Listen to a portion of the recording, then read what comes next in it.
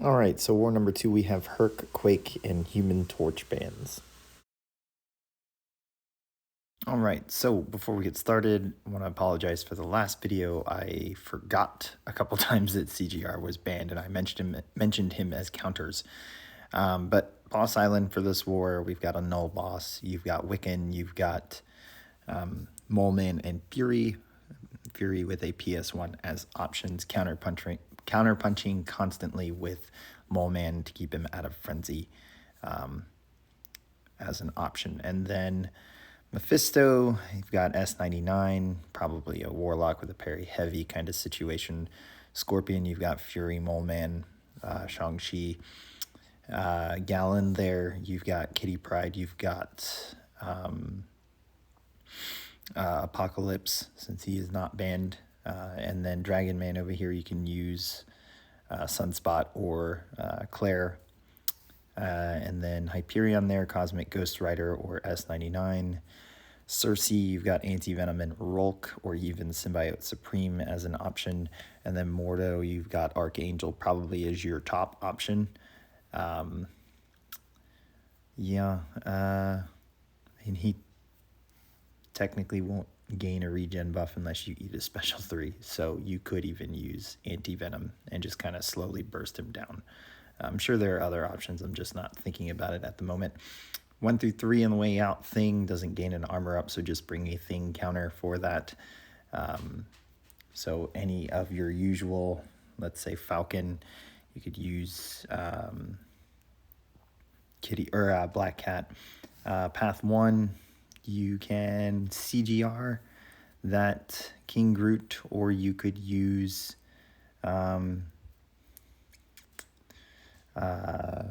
anyone with a heal block, really. So you could even use Warlock. And then Mangog, S99, Mr. Negative, pretty easy. Path 2 there, you can go S99 for the whole thing, and then use Nimrod or Omega Sentinel for Kitty Pryde. Can also use Titania for Human Torch. And then path 3 there, just bring a Hit Monkey counter. I mean, his evade is predictable, and he doesn't gain an armor up, so you're not going to get shocked there. So Sunspot, if you need to work one in somewhere, or even Apocalypse will work. Okay, 4 through 6 on the way out. Quicksilver, you've got Moleman and Fury. On the way in, you've got a Bishop. You can use Kitty Pryde, or you can go with Omega Sentinel. Path 4 there, Moleman, Fury, Shang-Chi could even work. Path 5 there, or sorry, a poison immune like Nimrod or Warlock for I-Bomb. Path 5 there, Nimrod or Omega Sentinel for, actually not Nimrod, Omega Sentinel for Magneto, or you could use Hulkling, to be honest, and just wait out the debuff. And then Chavez, you got Mr. Negative, you have Kitty Pryde, you have Rolk. Path 6 there for Joe. I mean, just bring, he doesn't gain prowess on that node, so just bring really anyone. You could use Warlock, you could use Shang-Chi, you could use Fury, and then for Tigra, you could use Archangel or any of your science options like Mr. Negative or Rolk or S99. I mean, there are tons. 7 through 9 on the way out, Long Shot, S99 is probably your better option. Titania might even work. Kitty Pryde can work. On the way in, you've got Void. You got Shang-Chi with Shang-Chi or Nebula with a White Magneto pre-fight. Path 7 there, you've got Magneto, or I've seen Omega Red work for Penny, and then Apocalypse, or really any Korg counter like Storm, or Bishop for Korg. And then path 8, S99 Titania, Mr. Negative for Mojo, and then for Skrull, you can still use S99, but you can also just bring a buff option like Hulkling or Gallon and just take care of him. And then bring Odin pre-fights if you're concerned about Rich Get Richer. And then path 9 out here, Annihilus, you've got Thing, you can use Magneto, and you could use Claire. All right, taking a look back at section 2, 1 through 3 on the way in, we have iDoom. I would probably go with Null or Gallon for that. Middle minis, Kingpin, I would use Archangel or Omega Red. Havoc, you could use High Sig, Angela, or you can slap on a Shock pre-fight there for Odin Shock pre-fight for anyone like Omega Sentinel or Nimrod could even work. Paths 1 through 3 on the way out, Terrax, I would probably go Cosmic Ghost Rider there. There aren't, probably even, maybe Gallon would work as well. Path 1, Immortal Hulk, you've got Warlock. I would not use someone like Falcon. If you do, just don't knock him down or trigger the masochism, because I think that is still bugged. Path 2, Archangel or Apocalypse for Craven, and then you could use Apocalypse for Rintrall, or you could go with S99 as well. And then Path 3, Sass, no armor up there, so you could go with S99, Titania, Mr. Negative, and then for Colossus, go with Hulkling or Gallon. All right, and then 4 through 6 on the way out, Mr. Negative, you can go with Shang-Chi or Mole Man. Path 4 there, Apocalypse or Storm for Jabari, and then you probably use Shang-Chi or Fury for, or Mole Man for Wong. And then Path 5 there, I'd probably go with Claire for Hulkling. Could even get away with Immortal Abomination and just sticking to knocking him down and then acid burning him. So someone with a big special 3 could work as well. And then Maw. I mean, I'm really liking Titania. So Titania would be my top option probably. And then can be kind of interesting with Mr. Negative. Path 6 there for Valkyrie. Apocalypse. Either of the storms will work. 7 through 9 way out, Arcus, you've got CMM, you've got Cosmic Ghost Rider, and you've got Shang-Chi. Path 7 with Surfer, you can go with Archangel or even Warlock, to be honest. And then Doom, there you could go. I've seen, I would just go with Apocalypse or Archangel. Path 8, Man-Thing, you've got S99, you've got Titania, you've got Rolk, you've got plenty of science options. And then Path 9, I've seen Kitty work for that Fury. I've also seen Cosmic Ghost Rider work for that Fury. You could even risk a Rolk and play around his tactical charges. And then Nimrod, Omega Sentinel, or even Null for Weapon X there. So that does it for defense. Let's take a look at attack. All right, so War 2, we have the Legends Return. Today, I will be taking in Mr. Negative, Shang-Chi, and Claire. I have Path 5 in Section 1 and Path 9 in Section 2, and a mini-boss on Boss Island. All right, so these two fights on Path 5, I really have to brainstorm the strategy, just because they're very technical fights. And even though I had to think of the strategy for Claire versus Hulkling, it actually is a very simple strategy compared to the one following this, which is Mr. Negative versus Maw. But for now, Claire versus Hulkling, the idea here is the PS1, immediately switch into Poison from the few charges that you have and nullifying some buffs. You kind of get pushed to Special 2 pretty quickly, and you want to throw that Special 2 in Poison because every hit will attempt to power drain Hulkling, and he is immune to that. And why that matters is Claire's the queen of immunities. If she's triggering an immunity, she's gaining power and charges like crazy. So you can see here we're already at 18. I need to push myself close to 20, but while this Fury is up and he's low on power, I want to throw this Special 3 and just take off chunks and chunks of health. Now he does regen quite a bit. It's not a big deal. I just really want to make sure that his power is low at all times when I'm throwing the Special 2, just because Hulkling actually will build his own charges, and that gives him power as well. And I can't actually place the buff immunity on him due to the force of will and the debuff. It's actually more so the debuff immunity here. So I want to make sure that he doesn't get pushed anywhere close to special 3. But you see there's the rotation again. We did a special 2. We have 17 charges. We have the Fury. He's low on power. We throw the special 3, and we just kind of let him get KO'd. So that is the rhythm of the fight. It's actually a pretty smooth rhythm. You can see here that I don't have to take a lot of blocked hits or worry about unblockable. And the beginning of this fight, he was pretty stubborn about throwing special attacks. But even here with max MD, his buffs do take quite a bit to expire. So I don't get pushed aggressively to special 3 from buffs expiring. I have more than enough time to bait out the special attacks that I want so that I can still wait that special attack out and then throw the special 2. And that third special 3 does it. So pretty smooth fight. It was nice bringing Claire back into war. This Maw here, now with Maw here, it breaks my rule.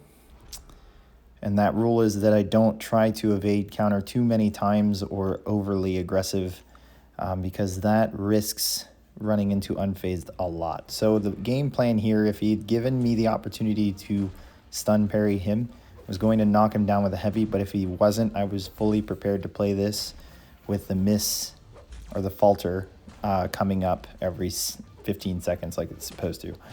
So you see there, he actually pushed me to 8 light energy just from throwing heavy attacks and the parries. So I decided to evade counter. Here I'm kind of trying to wait out that falter, but I got against the wall. So we evade counter again, and see we're not throwing a special attack after that evade counter. He allowed me to stun him there, so I decided to take advantage of that. And I knew every special one I was going to be trying to retaliate with a heavy so that I could break his focus. So still going kind of smooth here. I'm going to let this set of light energy expire. We're going to go through this falter. He's at a special 1, so I tried to keep a distance so he wouldn't throw the special 1 while falter was up. Here he took a little bit to do it, but we finally get it before the end of the window. And now I'm in a good spot. I'm going to build some light energy before I evade counter. And here I'm going to set up the evade counter, and I'm going to go into special 3. We've got the Fury. He's got protection down. And if you're curious as to how quick we can take him down, there was more than enough time on that Fury to take him down. So that was a very I had to really think about my strategy and game plan for that fight to make sure it was safe. But as you saw, I evade countered way more than I usually do in a war fight. Mr. Negative here for Shang-Chi. Super simple. Game plan here is always to lead with the Cleanse Wushu. And at the beginning, before I knock him down, I'm going to be able to parry. So I am going to parry, and as long as I have the cleanse charges up after that parry, I will be able to shrug him reversing my controls from either knocking him down here, or if he were to throw a special 1 like that. So it is very important for this entire fight that I get the cleanse Wushu up first. I was, if he was going to be passive, go into the unblockable, into a cleanse, and then when the immunity drops, the debuff immunity, I was going to parry and then heavy reset. But it actually worked out so smooth that just in waiting for him to let me attack and him throw a special attack, he lost the debuff immunity. We continue on. Shang-Chi here against Void. This is a very simple fight. You just need to make sure you have a White Magneto pre-fight for it because you don't want to give Void any extra power, and you want reliable stuns from the parry. But the game plan is the same as the hazard shift nodes in section 1. I'm going to parry cleanse. I'm going to parry heavy reset. There is at one point, besides that, there is at one point during this fight where I kind of like feel my stomach in my throat. And the game glitches really hard when I'm trying to bait a special 2 from a distance. And I thought I didn't dex it right here, but we ended up dexing it. So I was super fortunate that that did not go south right there. It would be very easy for Shang-Chi to cleanse those debuffs, but obviously it would have caused a little bit of panic. The only thing about this node is that sometimes when Void is passive, I tend to do the stun Wushu into his block on other hazard shift nodes. You cannot do that here, or you wouldn't want to do that here, because that's not a reliable stun with Conflictor. But yeah, Shang-Chi's still proven, regardless of where Hazard Shift is, that as long as he can stun, he's a solid counter for the node. Annihilus here we are going to take with Claire. I did practice this fight. The game plan was that while we are in the shock phase, I'm going to pretty much always hit into Annihilus's block just to kind of waste that timer. And then when he's about to be in the bleed phase, I'm going to try and step back, intercept to remove the rod if it's not gone.